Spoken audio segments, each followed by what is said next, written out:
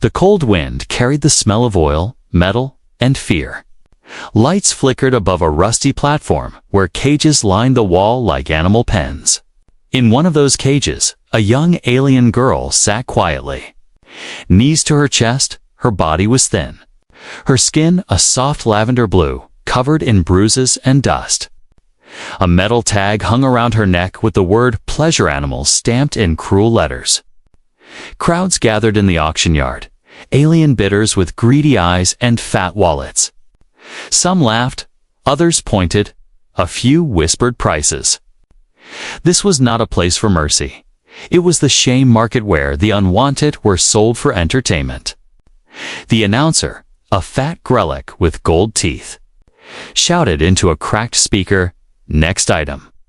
One pleasure animal, young, soft, obedient, broken in. The crowd howled with amusement. The girl didn't lift her head. She knew what came next.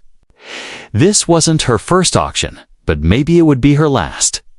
A spotlight hit her cage, making her blink. 2 guards yanked open the door and pulled her out. She stumbled on weak legs, dressed in rags barely covering her. Her wrists were bound, her ankles too. The announcer laughed, perfect size. Still pretty, despite the dirt. Look at her, barely talks, won't fight. Easy to control, a tall alien with gray skin shouted 10,000 credits. A slug-like being offered 12. Another bidder said 13 with a smirk. She's not worth that much. One scoffed. She's nearly dead. The girl swayed on her feet, eyes dull. No one saw her as a person. To them, she was a thing, a toy, a shameful prize. Then, a voice spoke from the shadows, calm and human. 14,000. Everyone turned. A middle-aged human man stepped forward. He wore a worn-out coat and boots, dusty from travel. His hair was graying, his face tired, with a scar across his left cheek. He looked like a man who had lost too much. The announcer blinked, surprised. "You? Human? You want her?" The man didn't blink. 14, he said again. Voice like steel, the crowd chuckled, thinking it was a joke, but no one else bid. No one wanted to pay that much for something already broken. The announcer shrugged, sold. To the human fool. Laughter echoed around the platform. The girl's eyes finally lifted. Slowly. She looked at the human man as he walked toward her. She had seen many buyers before Cruel. Loud, dangerous, but this one was different. He didn't smile, didn't leer, didn't pull her roughly. He simply gave a nod to the guard and took the leash gently. The girl didn't speak. She expected pain. Commands, or worse. Instead, he turned and walked. Leading her through the dusty path, she followed, confused. Still shaking? Why wasn't he angry? Why wasn't he cruel? Behind them, the crowd already moved on. The announcer shouted the next item, "Who wants a blind dancer?" Just 8,000 credits. The auction of shame continued, but for the girl, something strange had begun. Her steps were slow, her heart guarded. She had been sold again, but this time, the man who bought her didn't seem like the others. They reached a small ship parked outside the city gates. Rusty, old, and nothing special. He opened the door and helped her step inside. She flinched when his hand touched her elbow, but he only steadied her, not hurt her. He guided her to a seat, unshackled her wrists and ankles, then walked to the controls without a word. The ship lifted into the air, leaving the auction behind. She sat silently, staring at him. "What do you want from me?" She finally whispered, voice dry like dust. The man didn't turn. "You'll find out," he said, "but not today." And then he gave her a blanket, not chains, not orders, not touches, just warmth and silence, and something she hadn't felt in years, safety. The ship landed on a frozen moon far from trade routes and patrol lines. White ice stretched as far as the eye could see. Broken only by black stone hills and gray clouds, the wind here howled like something alive. The girl wrapped the old blanket tighter around her body, unsure if she was shivering from cold or fear. The human walked ahead, carrying only a small bag. He didn't chain her, didn't bark orders, didn't look back to check if she'd run. Maybe he didn't care, or maybe he trusted her. They reached a small wooden cabin near a cliff's edge.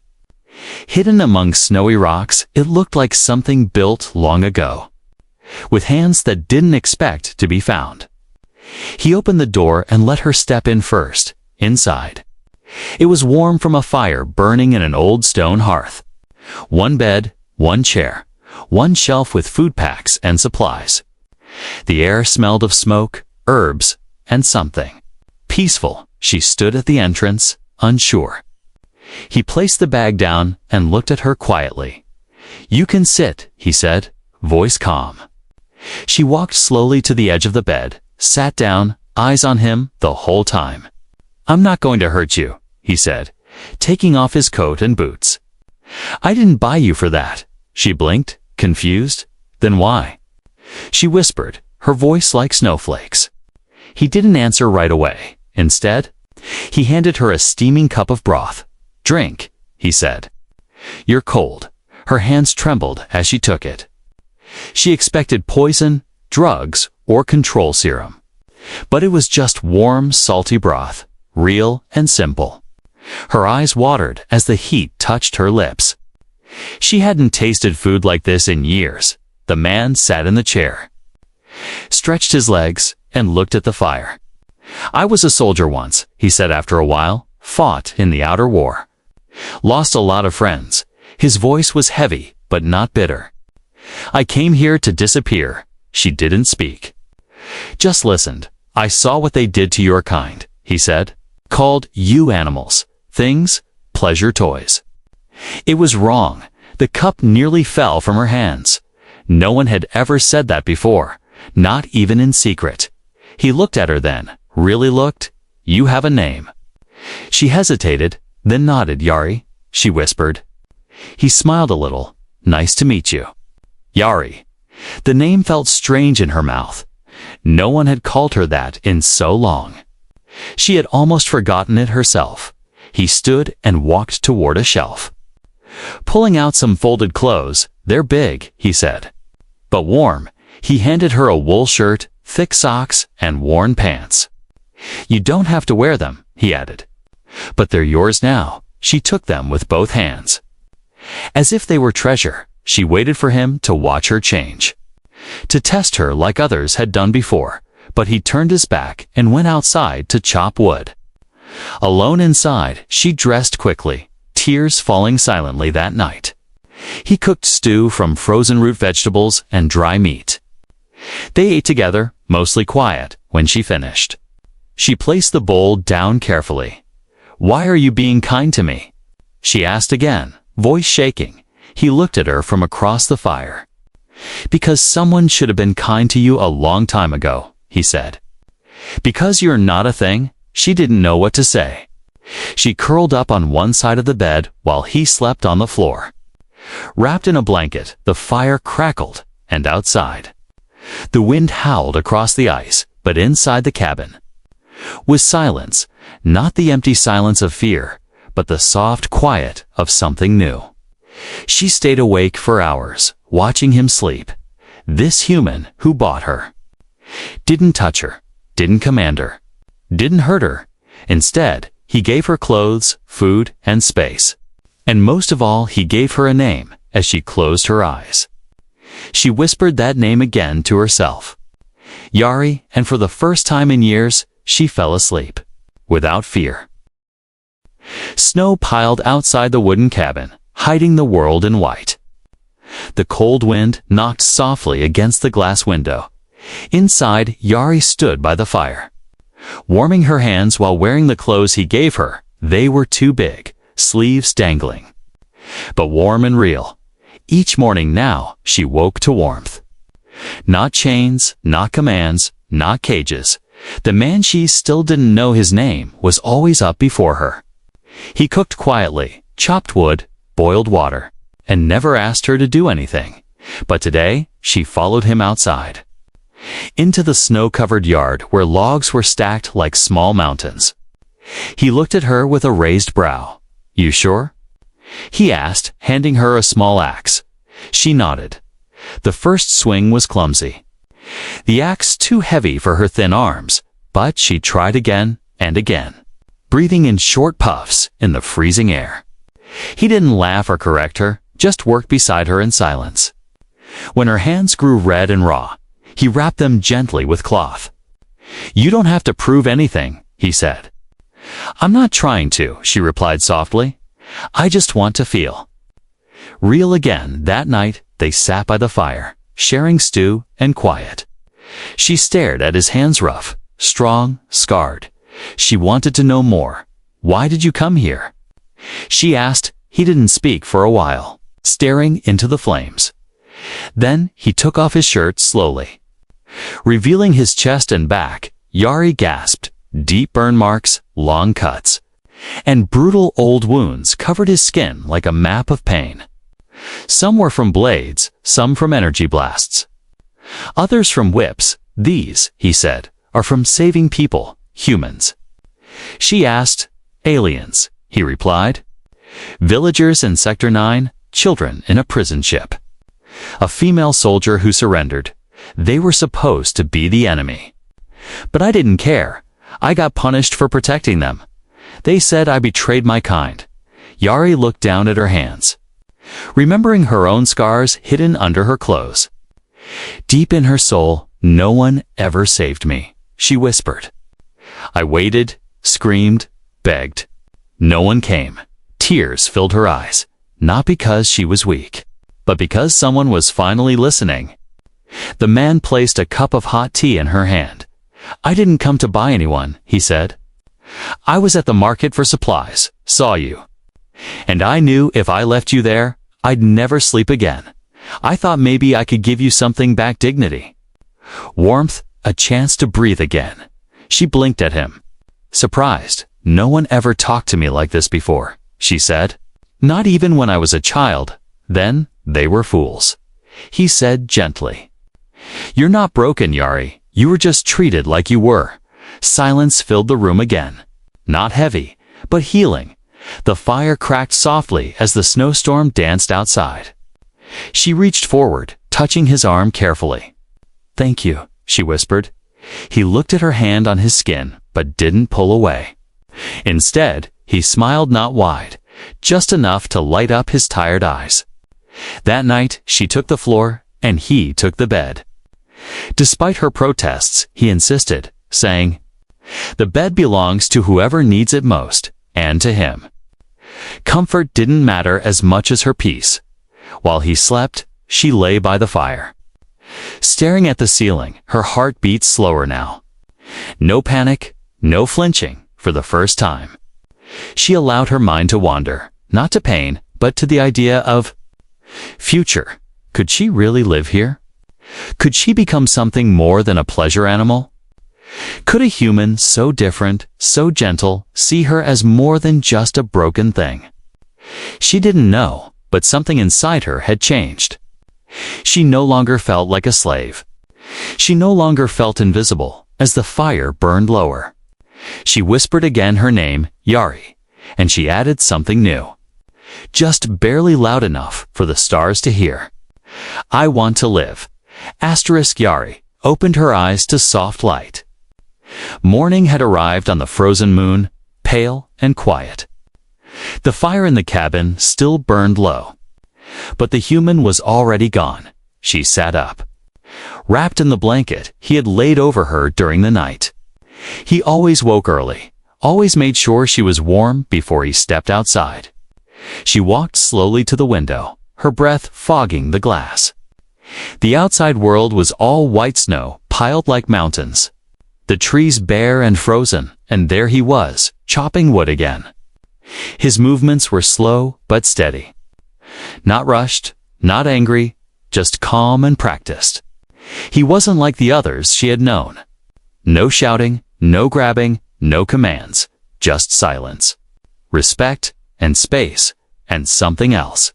Something she hadn't felt in years: gentleness. She stepped outside, her new boots crunching in the snow. He looked up and smiled a little. "Didn't expect you to come out in this cold," he said. Wiping sweat from his brow, she shrugged lightly, her lips twitching in the smallest grin. "I wanted to feel the air," she said. "It smells like nothing." And everything. He handed her a small hand axe. Lighter than before, she nodded and took it. Standing beside him, no words were needed, just two souls moving side by side.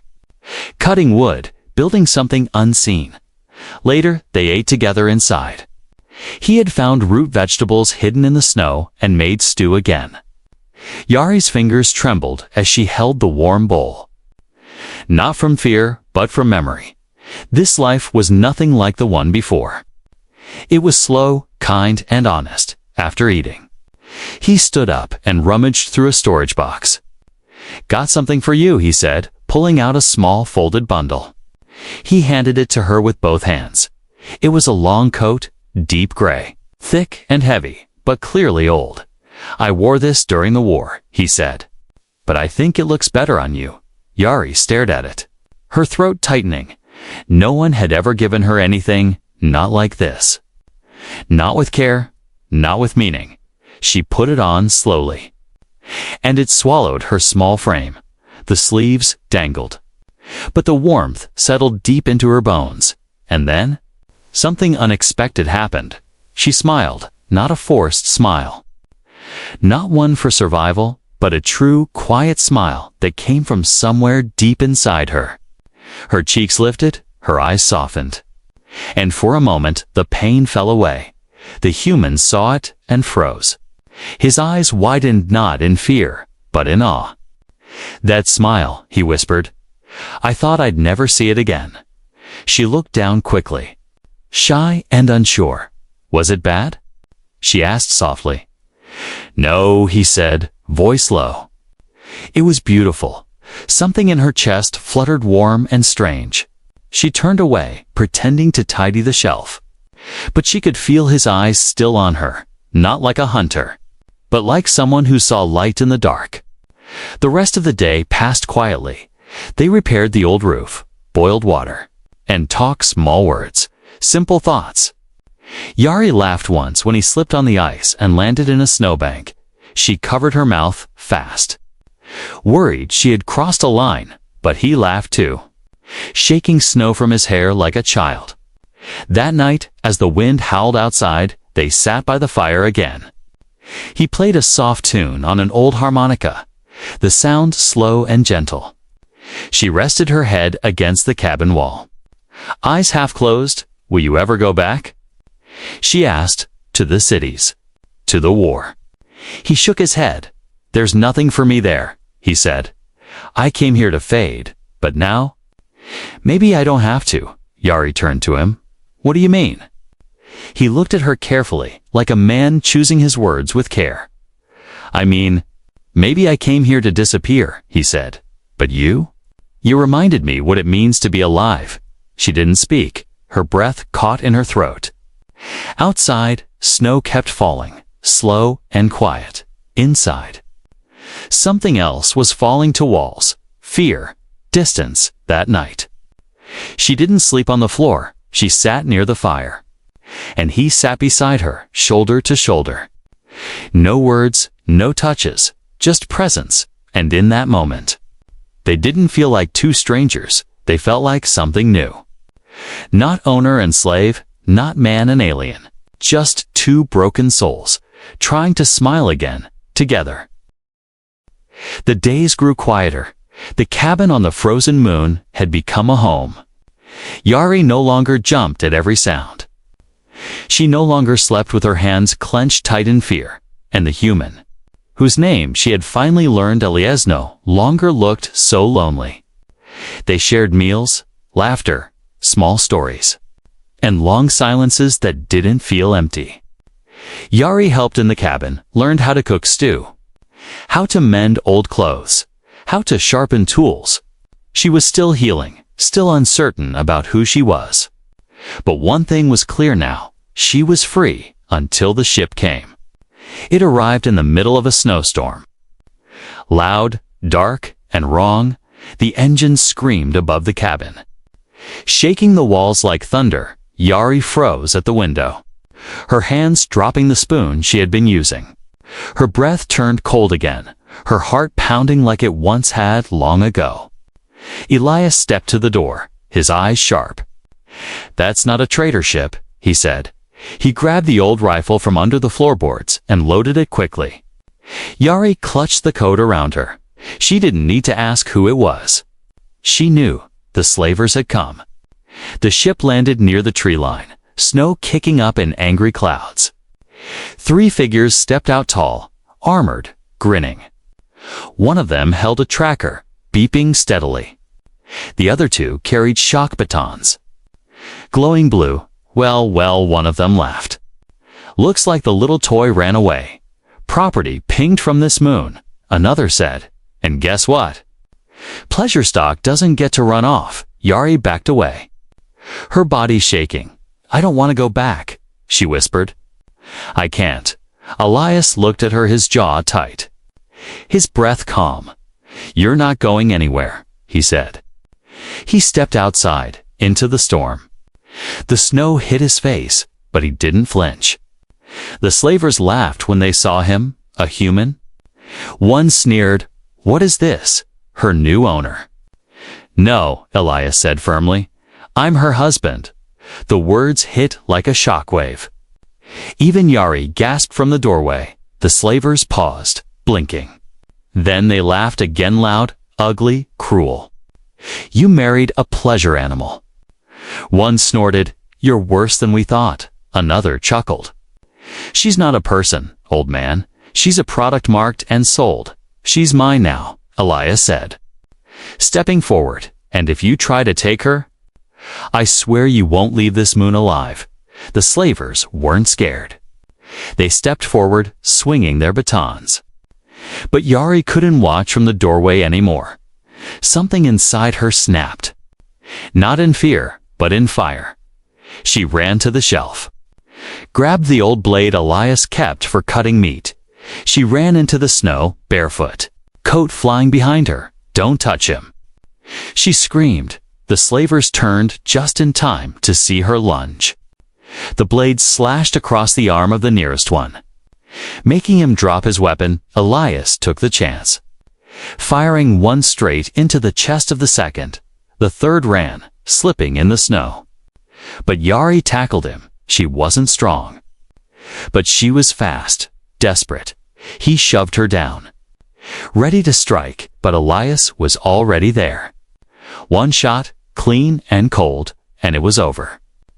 The snow turned red around them. Yari lay on the ground, panting. Elias dropped to his knees beside her, pulling her close. "Are you hurt?" he asked, voice shaking for the first time. She shook her head, but tears ran down her cheeks. "Not from pain, from relief. I thought I'd lose everything again," she whispered. "You won't," he said softly, holding her tightly. "Not while I'm breathing." They sat in the snow for a long time, neither speaking, only the wind howling above them like a ghost fading away.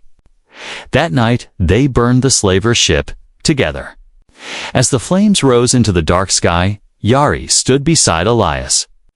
Hand in his, the fire cracked, and she whispered, "You said I was your wife." Elias looked at her. "I meant it," he replied. She stepped closer, her hand on his chest. "Then I'll stand beside you, fight beside you, and live beside you, not because you saved me, but because I want to." He didn't answer with words. He just held her hand tighter, and together they watched the fire burn away her past until nothing was left. But freedom asterisk smoke still floated through the cold air. The burned ship lay in pieces at the edge of the forest. Nothing but twisted metal and black ash. The snow was stained in patches red, black and gray, but the cabin stood strong. And Yari stood taller. Inside, Elias cleaned his rifle. Hands slow but steady, Yari sat across from him. wrapping fresh bandages on her arms. She had cuts, bruises, and blood under her nails. But none of it scared her anymore. She had fought back, and she had won. She looked at Elias.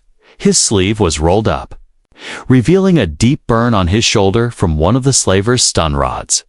"You didn't scream," she said quietly. He smiled, tired but warm.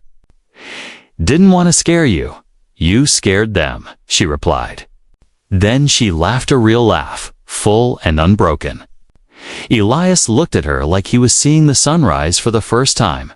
"You've changed," he said, setting the rifle down. "No," she said, her voice steady. "I just remembered who I used to be." They ate in silence, sharing the last of the stew. Tomorrow they would hunt for more, but tonight was for rest, for healing, and for choices after dinner. Elias stood and walked toward the small chest he kept near the fire. He opened it and pulled out a thin silver band, shaped like a ring. "I found this in the ruins of a trade post," he said. "Was going to use it to trade for supplies someday, but now? I want you to have it." Yari stared at it, heart beating loud in her ears. I don't understand." Elise stepped closer. Slowly, like approaching something sacred. "I don't care about what others called you," he said. "I don't care how they labeled you, caged you, sold you, to me. You've always been something more." She looked up at him, eyes wide, breath caught. "You mean?" "I don't want you to feel owned," he said. "I want you to feel chosen, and if you'll have me. I want you as my partner, not because of what happened, but because of what we've become." Tears rose in her eyes, not from pain, but from something deeper. Hope. Real, bright, terrifying hope. She reached out, took the ring, and held it tightly in both hands. "I was sold for nothing," she said softly, "thrown away like trash. But you saw me, you fought for me, you gave me back my name." Elias didn't speak. He just listened, like he always did. "I don't want to be your property," she said. "I want to be your equal." He nodded. "Then we'll build a life as equals." She slid the ring onto her finger. And it fit not perfect, but just enough. And maybe that was the point. Not perfect, but chosen together. The next morning, the storm had passed. The sky above the frozen moon was clear for the first time in weeks. Stars shined like diamonds, and twin suns peeked over the distant hills. Elias stepped outside first, rifle over his shoulder. Eyes scanning the forest, Yari followed. Wearing the gray coat and the ring that now gleamed in the sunlight, they stood side by side in silence. This was their home now. This was their ground. And no one would take it from them again. They walked to the wreckage of the slaver's ship. Not with fear, but with purpose. Together, they pulled out wires, metal sheets, energy cells, and salvageable parts. They were going to build, not hide. They were going to grow something new. A small alarm on the edge of the cabin pinged once motion detection. Elias raised the rifle. Yari stood behind him, knife in hand. But it was just a wild snow beast, limping past, unaware of the fire that once raged here. Yari lowered her blade and smiled. "Let it go," she said. "It's just trying to live like us," Elias replied. That evening, they lit a fire outside for the first time. Not for survival, but for celebration. Yari cooked root bread on a flat rock. Elias carved something from wood, two small figurines standing together. One human, one alien, holding hands. They didn't need a ceremony. They didn't need a priest. They had scars, snow, fire, and stars. And that was enough as they sat beside the fire. Yari rested her head on his shoulder. "I thought freedom would feel like running," she whispered. "But it feels like this." Elias placed his arm around her and whispered back, "This is ours." And for the first time in her life, Yari believed it.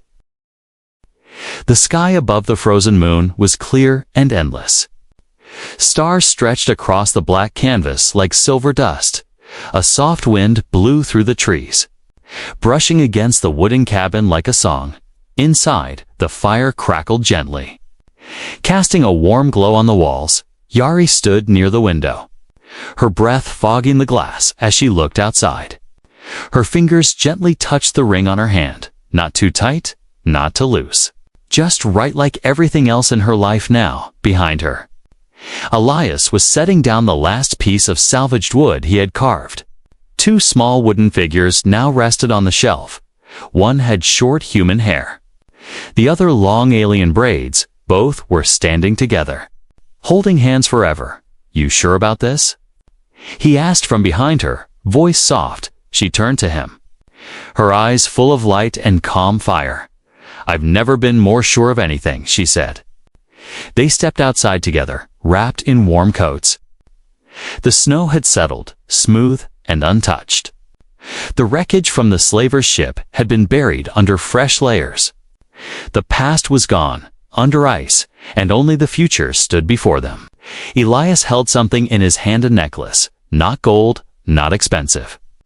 Just a string of old beads and a small stone from the forest. He had carved her name into it by hand, letter by letter. Yari gasped as he placed it around her neck. "It's not a crown," he said, "but it means you're not alone anymore." She smiled and reached into her coat, pulling out a piece of bent metal shaped like a band.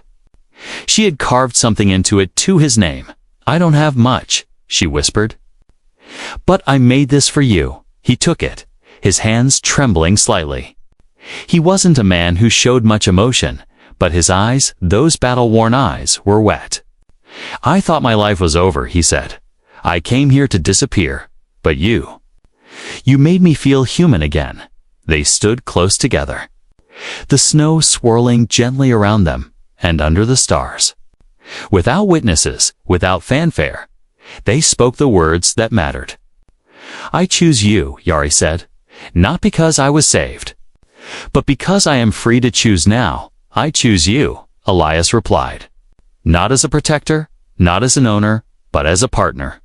They joined hands, forehead to forehead, breathing the same cold air. Their scars touched hers, invisible. His deep butt, they no longer hurt. They were just reminders of where they had come from and how far they had climbed. Later that night, they sat near the fire again. Inside the cabin they now called home. Yari leaned against him, her head on his shoulder. Elias gently rubbed her hand, the same hand that once trembled in fear, but now held strength. "Do you think people will understand?" she asked softly. He smiled. "Maybe not," he said. "But we didn't survive all this just to be understood. We survived to be together." She closed her eyes and listened to his heartbeat. Slow, strong, real. She remembered all the cages, all the chains, all the cold rooms. And now, here she was, warm, free, loved. She was no longer a pleasure animal. She was no longer something to be bought, sold, or discarded. She was Yari, wife, warrior. And whole, outside, the stars kept shining. Inside, the fire kept glowing. And in the heart of a frozen world, something rare was born. A marriage with no papers, a love with no lies. A home built not from wealth, but from kindness, bravery, and choice. Yari whispered into the night, "Thank you." Elias didn't ask why. He just held her closer, and somewhere across the galaxy, where cruelty still ruled and auctions still echoed, one small cabin on a frozen moon remained untouched, a place where freedom lived, and where love, once impossible, had finally become real.